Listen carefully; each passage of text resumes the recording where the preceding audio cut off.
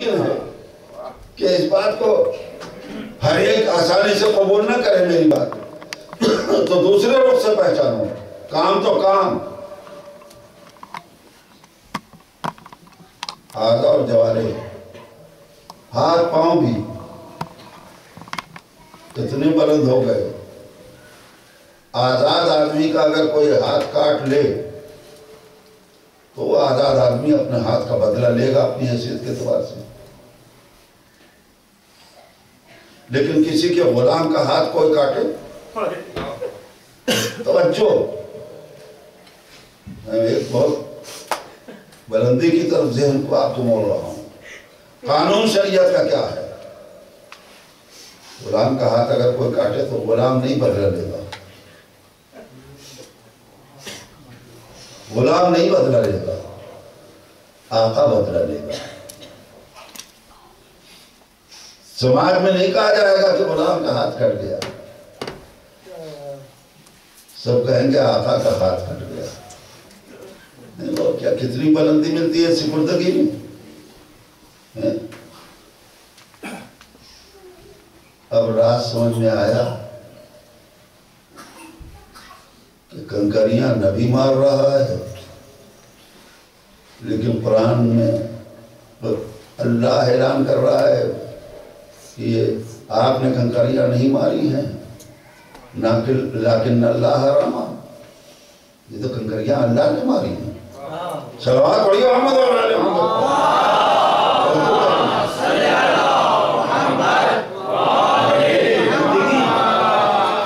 بندگی کی بنیاد پہ عمل بھی اتنا اونچا ہوتا ہے.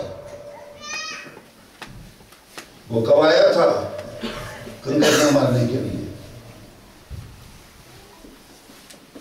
اور اگر بیعت دے رہا ہو نبی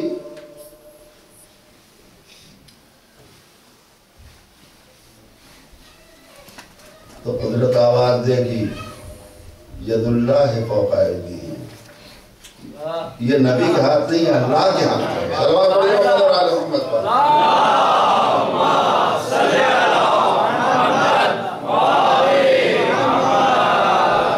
ٹھہرو چاہنے والوں، بتاؤ ید اللہ کون ہے؟ اور خالی ید اللہ نہیں، عین اللہ کس کا لقب؟ نفس اللہ کون؟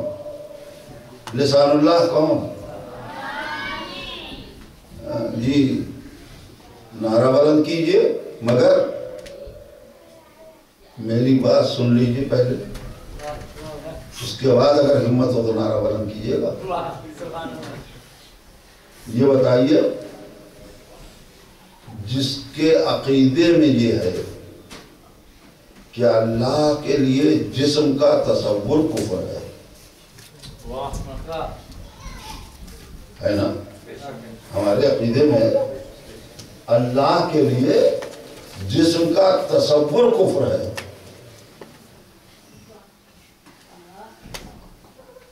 وہ کیسے کسی کو پکارے ید اللہ، عین اللہ، نفس اللہ، کیا حق ہے؟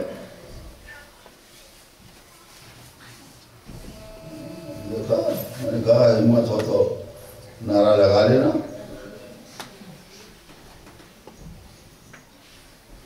اتنا کہنے کے بعد بھی ہمت نہیں.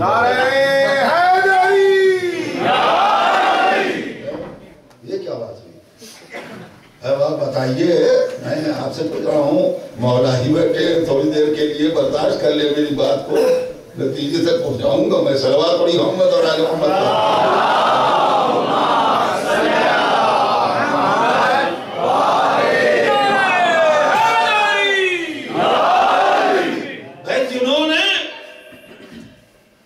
اپنے اللہ کو مجسم کر کے عرش پہ بیٹھا رہا کہ چرچرا رہا، جس کا خدا ہے جسم والا، وہ اپنے والوں کو کہے ید اللہ.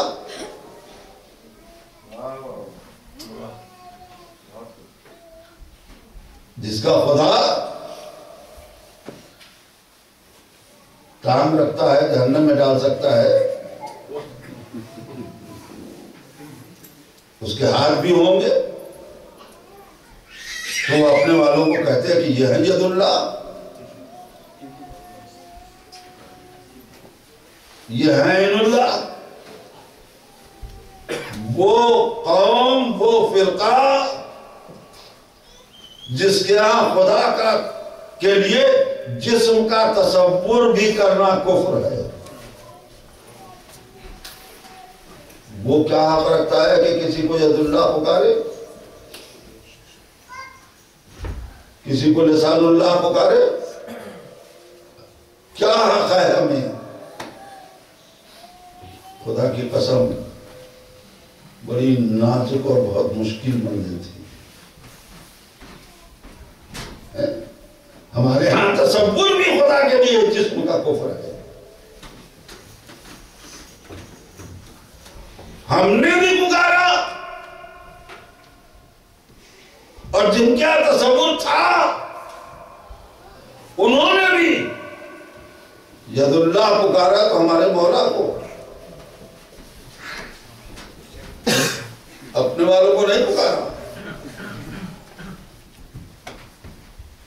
یہ کیا بات ہوئی؟ کہاں سے حق ہے ہم کو کہ ہم مولا کو نفس اللہ کہیں، عین اللہ کہیں، ید اللہ کہیں، لسان اللہ کہیں؟ اس لیے کہ جسم کا تصور بھی کفر ہے ہمارے یہاں۔ عزیزو، خدا کی قسم اگر یہ بندگی اور اگر یہ سپردگی کا قانون نہ ہوتا تو پھر ہمارے لیے کوئی گنجائش نہ ہوتی۔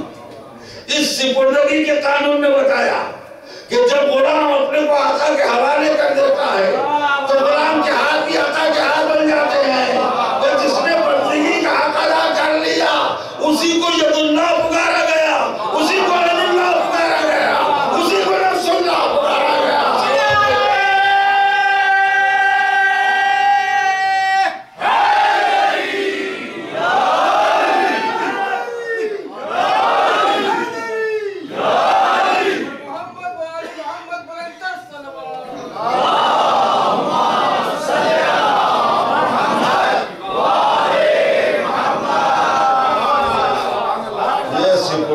کا قانون ہے۔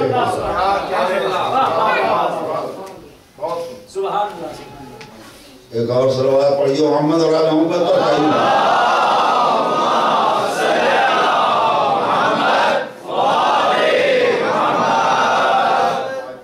پڑھتا ہی میں چلا جاؤں گا۔ درود پڑھیے محمد اور آل محمد پر۔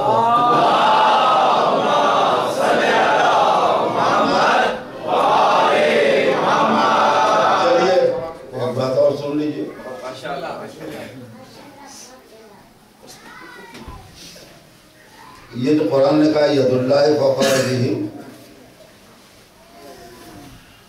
یہ اللہ کا ہاتھ، ید اللہ، اللہ کا ہاتھ، یہ کس کا ہاتھ تھا؟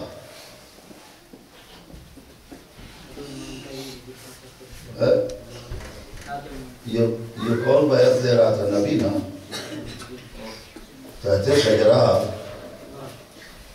بیعت نبی لے رہے ہیں، تو نبی کے ہاتھ کو نہ قرآن نے کہا ید اللہ۔ مولائیو، اگر ید اللہ کا لقب دینا ہے، پکارنا ہے کسی کو ید اللہ، تو قرآن کے خلاف تو نہ ہو۔ قرآن نے نبی کو ید اللہ کہا ہے،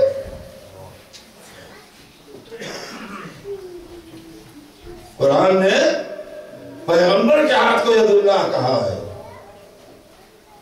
تم مولا کو کیوں ید اللہ پکار رہے ہو؟ اگر کوئی کہے تو کیا جواب دو گے؟ اے قرآن کے خلاف تو نہیں ہونا چاہیے۔ قرآن نے کہا ہے ید اللہ فوق ایدیہم، یہ علی کو کیوں ہر ایک ید اللہ پکار رہا ہے؟ کیا راز ہے؟ قرآن کے خلاف تو کوئی چیز چلے گی نہیں۔ میرے عزیزوں، بس سن لو، جس کسی سے کسی کام کی ابتدا ہوتی ہے پھر وہ چیز کتنی ترقی کر لے، جب اس چیز کا نام لیا جائے گا تو وہی ذہن میں آئے گا نا جس سے ابتدا ہوئی۔ اب یہ تو آپ کی دنیا ہے، آپ جانیں، ریل کے لیے، ہوائی جہاز کے لیے، راکٹ کے لیے کس کا نام لیا جائے گا؟ طرح طرح کے بن جائیں، لیکن جس نے ایجاد کیا ہے اسی کا تصور ذہن میں آئے گا۔ ٹھیک ہے، قرآن نے کہا ہے ید اللہ فوق ایدیہم، نبی کے ہاتھوں کو کب کہا ہے؟ جب ان مسلمانوں نے بیعت کی ہے آ کے نبی کے پاس، ہے نا؟ ایک جگہ اور قدرت نے اسی قرآن میں اعلان کیا ہے خلقت بیدی، میں نے دونوں ہاتھوں سے پیدا کیا۔ جی خمیر بندہ نہیں بول کیا، یدین ہے، گرامر کے اعتبار سے نو گر گیا ہے، یدیہ ہو گیا ہے، دونوں ہاتھ۔ اب بتاؤ یہ کس کے لیے؟ آدم کی تخلیق کے لیے۔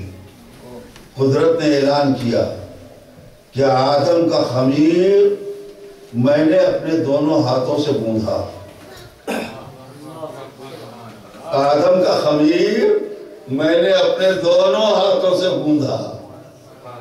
اب بتاؤ کہ اللہ تو ہاتھ رکھتا نہیں، جسم رکھتا نہیں، وہ کون بندہ تھا کہ جن کے ہاتھوں نے یہ کام کیا؟ صلوات پڑھیے محمد۔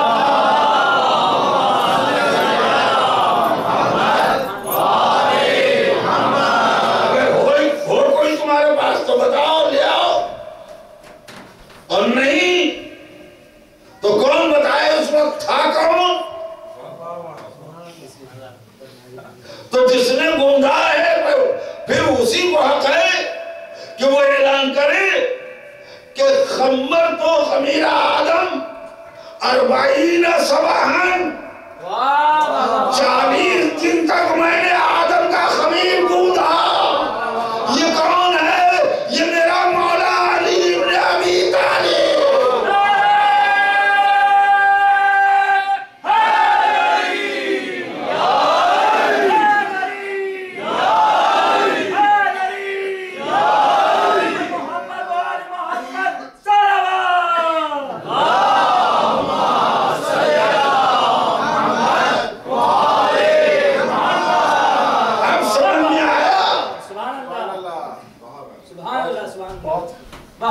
قرآن نے نبی کے ہاتھوں کو ید اللہ کہا تھا، یہ نبی کا تصور چھوڑ کر سب کے ذہن میں علی کیسے بس گئے؟ جس سے ابتدا ہوتی ہے وہ ذہنوں میں چھا جاتا ہے۔ علی کے ہاتھوں کو اللہ نے اس وقت اپنا ہاتھ کہا جب آدم پیدا نہیں ہوئے۔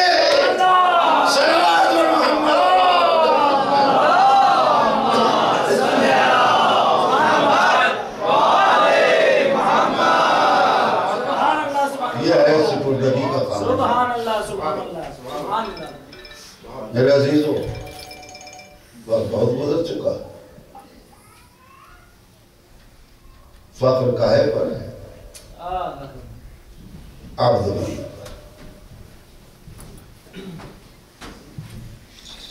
آزاد غلام کیا اپنی غلامی کو چھوڑے گا؟ غلام کو کیوں نہ فخر ہو غلامی پر؟ اگر آزاد اپنے کو غلام کہتا ہوا نظر آئے، یہ آل محمد کا ترانہ ہے، اور خصوصاً جس کی آپ یاد منانے آئے، یہ آقا حسین کا قوت بازو ہے، علمدار لشکر ہے، برابر کا بھائی ہے، لیکن آقا حسین کی غلامی کا دم کر رہا ہے۔ ہاں وہ بھی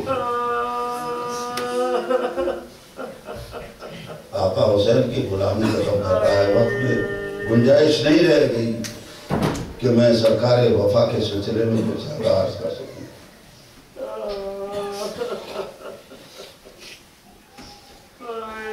عجیب حیرتناک بات ہے،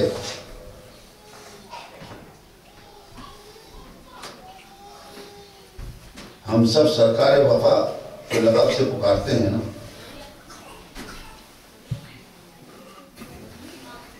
مظلوم کربلا نے اپنے اصحاب کی وفاداری کا نوحہ پڑھا ہے۔ سنو، میں ہے مصائب کی بات، مصیبت کی چیز، رونے کی بات، لیکن میں اس کو ایک شرف کی حیثیت سے پیش کرنا چاہتا ہوں۔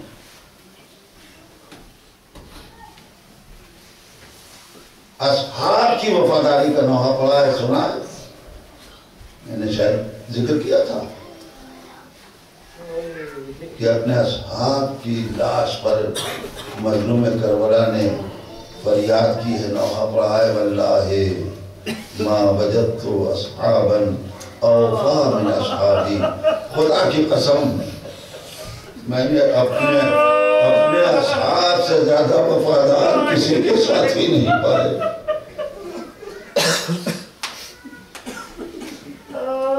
لیکن رونے والوں، اصحاب کی وفاداری کا نوحہ پڑھا ہے مظلوم کربلا نے، لیکن سرکار وفا کی وفاداری کا نوحہ نہیں۔ عجیب بات ہے، اصحاب کی وفاداری کا نوحہ پڑھا ہے مظلوم کربلا نے، لیکن جناب عباس کی وفاداری کا نوحہ نہیں پڑھا۔ سنو کیوں نہیں پڑھا؟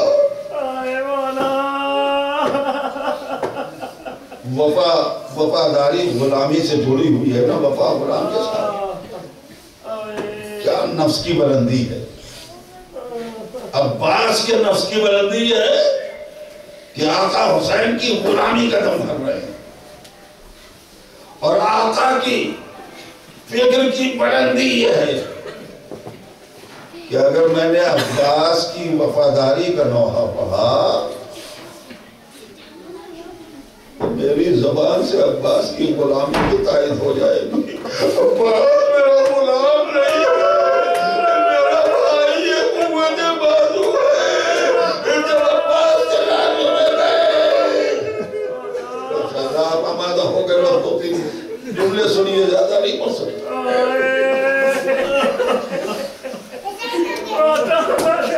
غلامی کا دم بھر رہے ہیں عباس،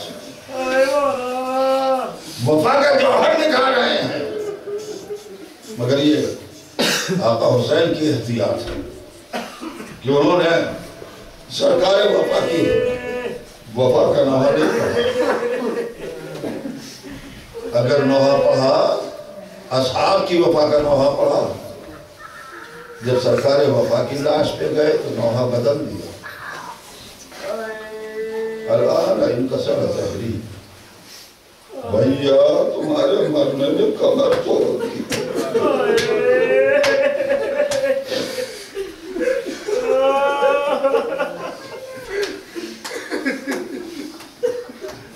وفا کا ایک نمونہ سن لو، رو لینا۔ کیسی وفا سرکار وفا کی نظر آتی ہے کربلا میں، بے شمار نمونے ہیں،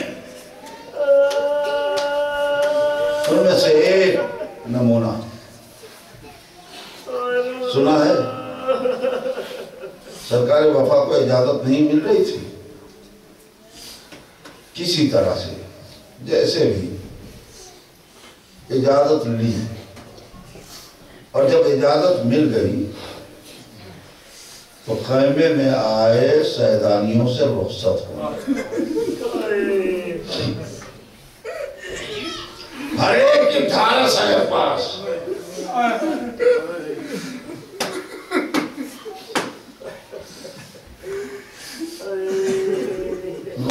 انشاءاللہ ہر ایک کی ڈھارس ہے عباس کیسے سیدانیوں نے رخصت کیا مجھے نہیں معلوم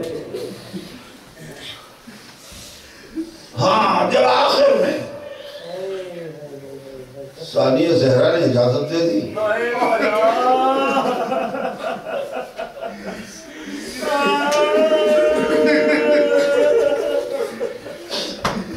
سرکار وفا نے خیمے کا پردہ اٹھایا نکلنا چاہا جیسے نکلنا چاہا کانوں سے ایک آواز ٹکرائی بھیا عباس مڑ کے دیکھا تو ثانیہ زہرا کھڑی ہاتھ جوڑ لیے وفادار نے ہاتھ جوڑ لیے بی بی آپ تو اجازت دے چکی ہے شہزادی نے کہا میرے وفادار عباس میں روکوں گی نہیں مقتل میں جا رہے تھے بس بچپنے کی ایک بات یاد آ گئی ہے اسے سن لو ذرا قریب آ جاؤ لو رونے والوں سرکار وفا ثانیہ زہرا کے قریب آئے شہزادی نے کہا میرے وفادار میں بچپنے میں اپنے بابا کی گود میں بیٹھی تھی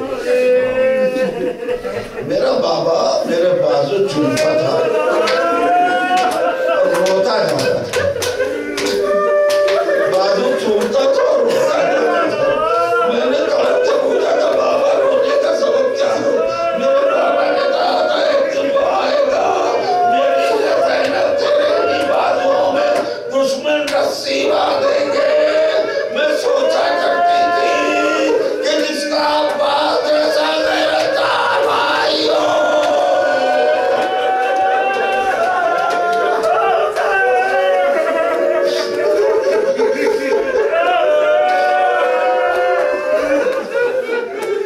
یہ کہہ شہزادی نے ایک مرتبہ کہا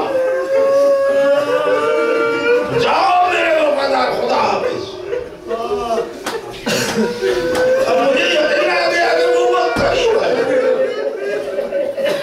جس کی خبر میرے بابا نے دی تھی کہ میرے بازو باندھے جائیں گے جاؤ خدا حافظ ارے احساس کرنے والا مجمع ہے سنو ارے میرے میں آقا جناب عباس ثانیہ زہرا سے یہ بھی نہ کہہ سکے کہ بیوی کس کی کیا گھٹن تھی جناب عباس کے دل میں اتنا بھی نہ کہہ سکے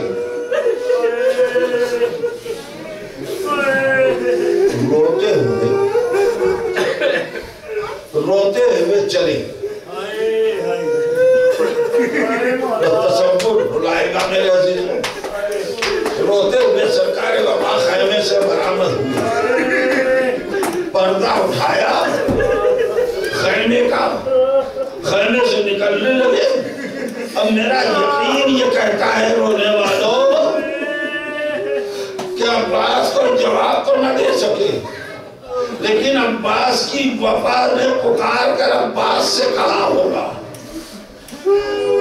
اے عباس وفا اب اس دل کے لیے تیرے بازو سلامت نہ رہے جب زبیبی کے بازو باندھے جائیں ارے لو وفادارو غیرتدار نشانے لگا دیے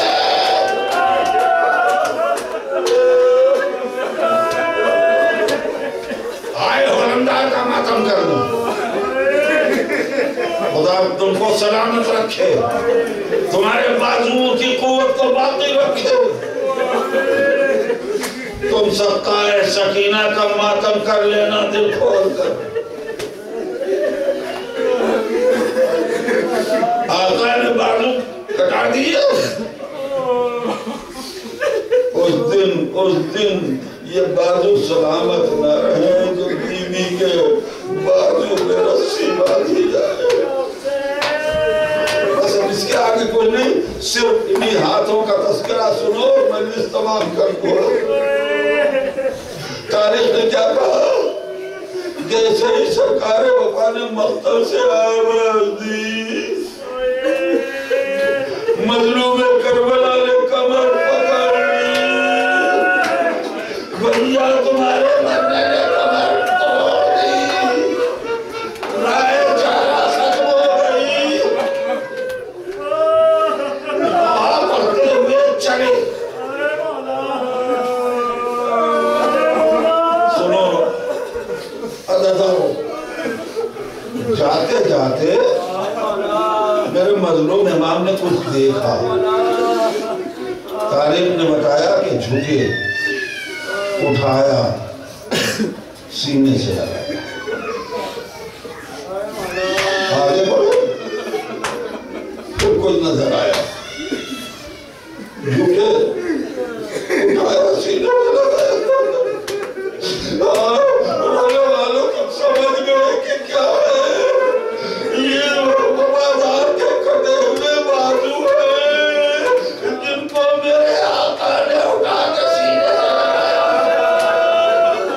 रोने ना से बना दिया, हाथ जोड़कर मैं अपने मजलूम इमाम से कहूँ, आका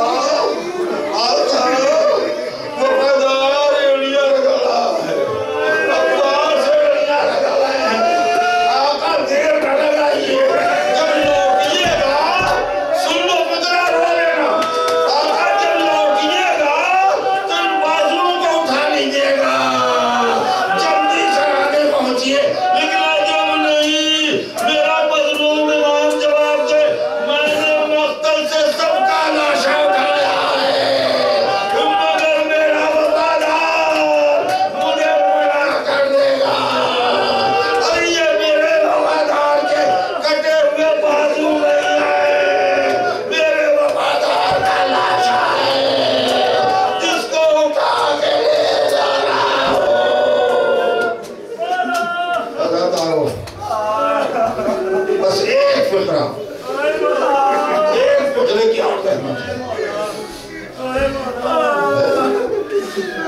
हाथ उठाए, सबकी लाश तो खाने में लेके आए, लेकिन सरकार वफा के तुमको हाथ उठाकर उस नशेब में पहुंचाया जहां अब्बास एड़ियां मेरा तसव्वुर ये कहता है शायद इसलिए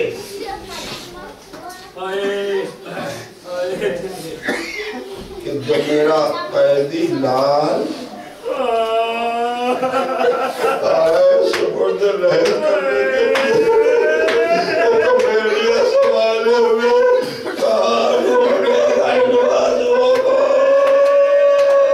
अब्बास के लाशे के पास, अरे ये दोनों हाथ ले जाके रख दिए, आका ने जानू में सर रखा। थोड़ी सी गुफ्तगू हुई, उसमें ये फिक्रा आप बराबर सुनते हैं कि सरकार वफा ने कह दिया कि आका मेरा लाशा खैरी में न ले जाइए, आका मेरा लाशा खैरी में न ले जाइएगा। जाकिरीन कहा करते हैं कि शायद इसलिए कहा था कि भतीजी कलमा को बड़ी इंतजार कर रही होगी, गुजारी होगी, इंतजार कर रही होगी, मेरा चचा पानी लेने गया है। अरे कैसे अपनी भतीजी को अब्बास अपना मुड़ दिखाए। हाँ, रोने वालों ये भी हो सकता है कि सकीना से शर्मा रही है, और ये भी मुमकिन है कि गुलाम ने सोचा हो आप गुलाम का जनाजा हटाओ, आपका जनाजा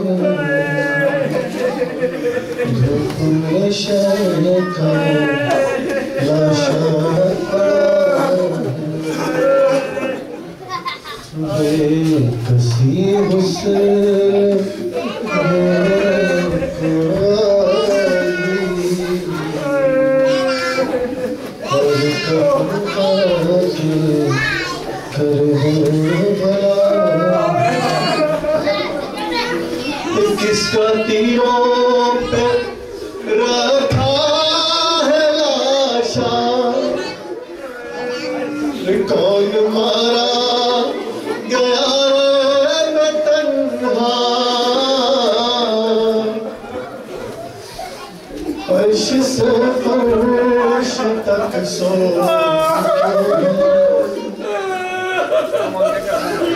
کس کے